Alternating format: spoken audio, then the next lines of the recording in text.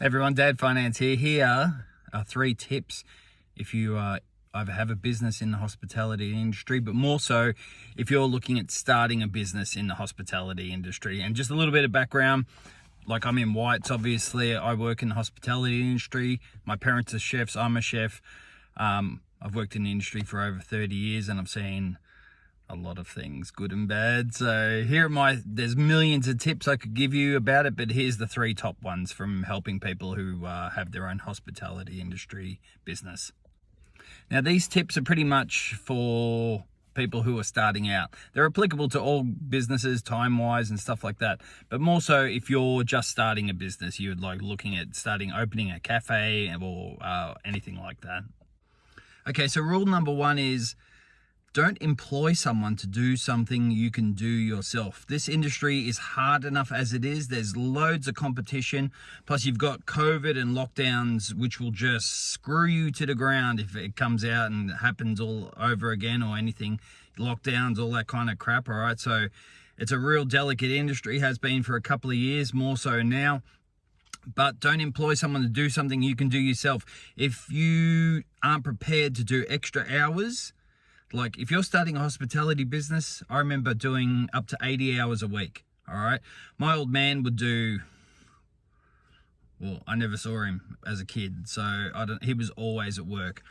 When you're starting a business, don't waste your money by getting someone in to work a shift, right, and pay penalty rates, leave loading, blah, blah, blah, all that kind of shit.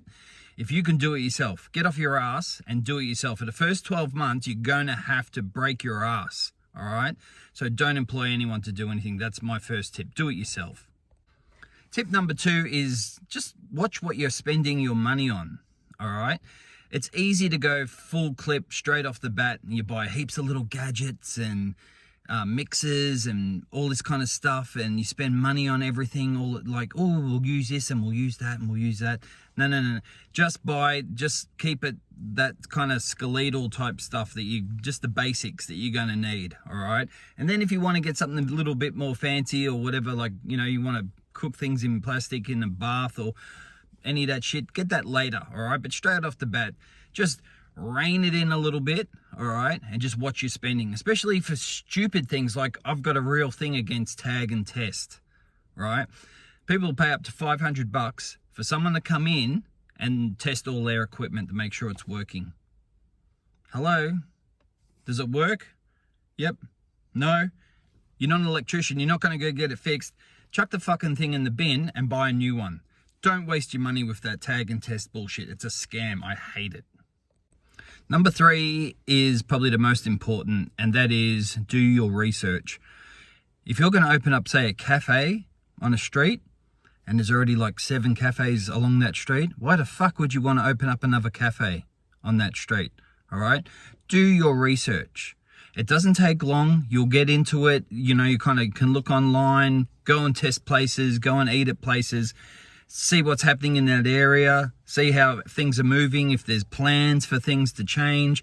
I worked at a bakery once and it was all good. They, new owners, they started and they were on the main street. The main street went right through. They were there 12 months and then council had changed it. So the main road didn't go through where that shop was anymore. It went somewhere else and their business dropped by, it was heaps. It was like 65%. All right.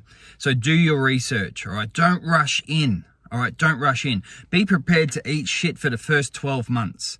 All right. So don't just kind of like, yay, quit your jobs and whatever and jump in, because you're not going to make much of a profit in the first 12 months. All right. You're paying shit back. All right.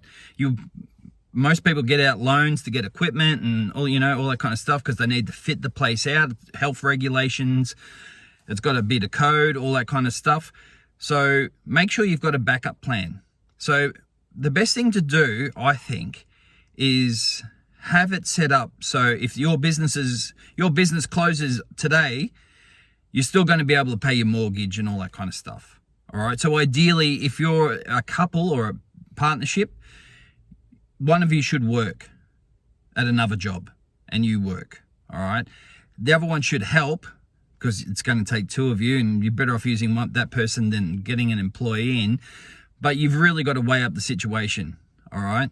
You don't want, if the business eats shit, you don't want to, like, you're fucked. You know what I mean? If you can't make your mortgage repayments, banks aren't going to accept, you know, hopes and dreams for repayments. They want cash.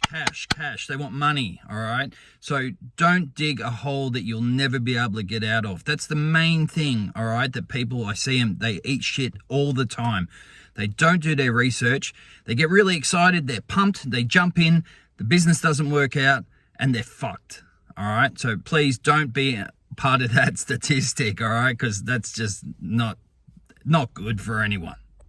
All right, so they're my 3 main tips. There's heaps of tips I could give you for the industry, but they're the 3 main ones, all right? If you stick to those, you should be all right. But do your research. Please do your research, all right? I can't emphasize that enough. Do your research on your food, suppliers, the area, the community, planning, all that kind of stuff, all right? Really do your research. You're better off spending 6 months studying and doing things and making sure it's going to be okay than opening up and risking being fucked, all right? Because that'll screw you over. I've seen it happen so many times, and it's just heartbreaking. It's awful, especially with people, they've got a family and, you know, they're all like starry-eyed. Oh, we're going to have a cafe and, you know, blah, blah, blah, do this, a little restaurant, and then everything eats shit and their marriage falls apart and it's just the pits, all right? So do your research, all right? Believe me.